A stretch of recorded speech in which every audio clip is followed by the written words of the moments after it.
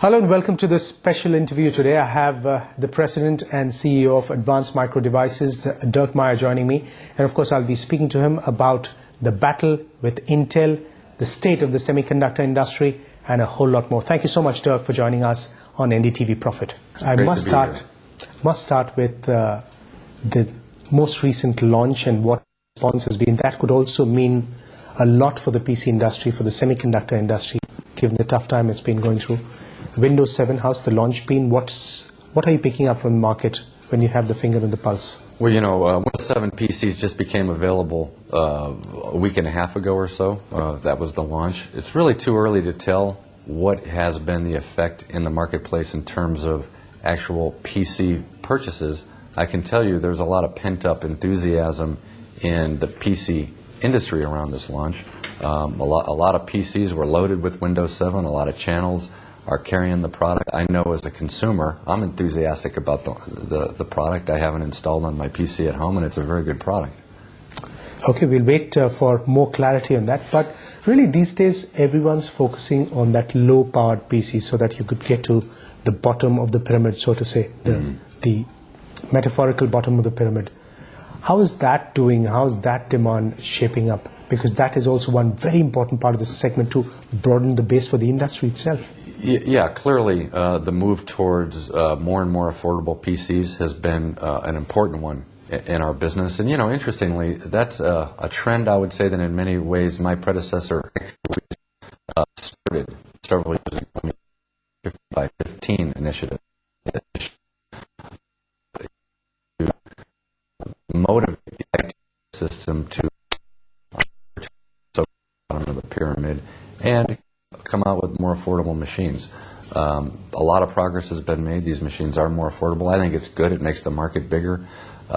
It allows more people to enjoy the power, the transformational power, really, of the Internet. Big opportunity there.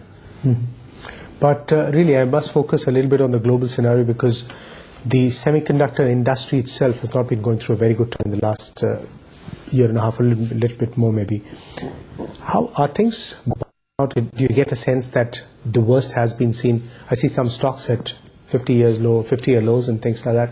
Globally, if you see some of those stocks, are things bottoming out? Is there conviction there? Well, yeah, first, the fortunes of the semiconductor industry are ultimately tied to the demand for the end products that carry the chips. And what I can say for the PC market, certainly we appear to have hit bottom sometime this summer. Q3 was a very strong quarter. I'm very optimistic that we're going to start seeing year-on-year growth, unit growth again in the PC segment, and that'll be very good for semiconductor suppliers as well. Finally, we're forecasting for internal purposes that 2010 will be a growth year. So I'm very optimistic, well, I say cautiously optimistic about what the future holds. Okay. The reason I asked that question was also because what AMD has gone, split yourself into two companies, one focusing on the foundries and the other focusing on the chip itself, on the design part, design part itself. When you do that, where is there enough conviction that value will be created?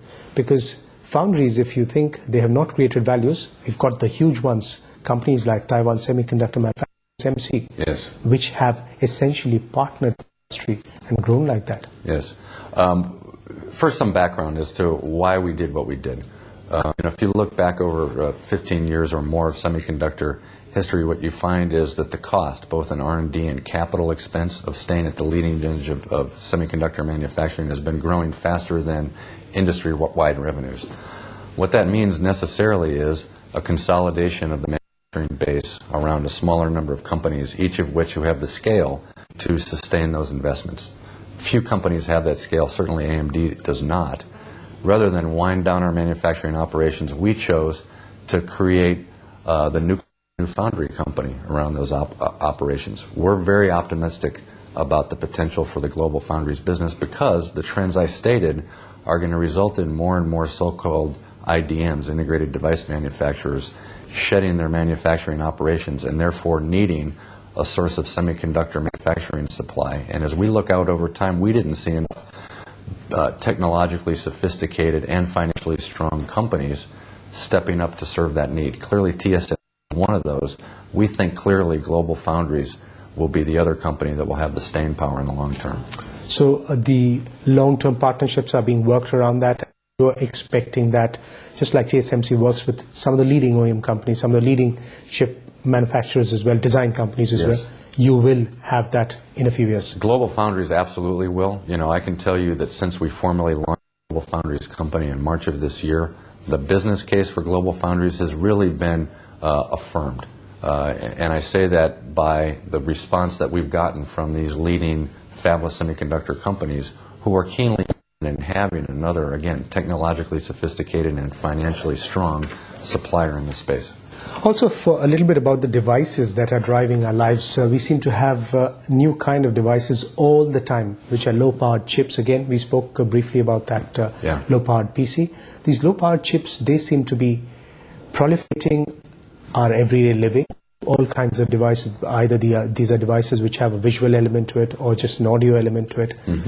Just where are we heading? Is this getting to be too big an opportunity that cannot be missed by anyone? And, you know, that is one opportunity that AMD itself globally is focusing on. Well clearly, you know, processing capability is being distributed all around us. It's not just in a computer anymore. It's in consumer electronics devices, TVs, cell phones, and what have you. Given our capability as what I refer to as a processing powerhouse, having great CPUs and GPUs, we have a lot of markets we can go chase. The single biggest market for us is still the PC market. It's still a gigantic market, $35 billion revenue opportunity for the sorts of solutions that we can enable technology. We're focusing clearly on the consumer PC market first, commercial PCs and servers as well, and adjacent markets, you know, we'll attack over time. But for right now, we're going to focus on where is the big target. Okay. Also, I'll ask a little bit about the software part of it, because a lot of the hardware today is increasingly being driven by the software that runs it. Absolutely. That's a global trend that is clearly being seen right now. And I'll come to the India part of it.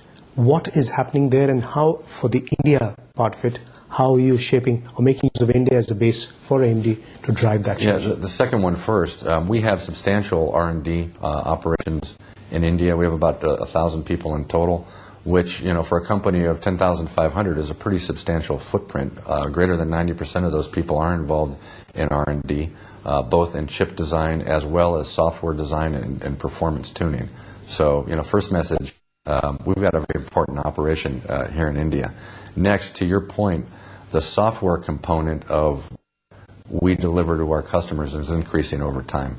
And you're also looking to integrate from the graphics business of yours to the chip business. You're looking to integrate that into one single unit? Yeah, absolutely. We've got a vision that we've attached the name Fusion to. And what the idea behind this vision is to say, hey, if you look at where the real opportunity is to add value in this business, a huge opportunity, we think, is in making the user interface for computers much more compelling. 25 years or more, we've all interacted with computers the same way, using a keyboard and a mouse and staring at a screen. Screen technology is advancing quickly. We're starting to see three-dimensional displays. Holographic displays, frankly, are just around the corner.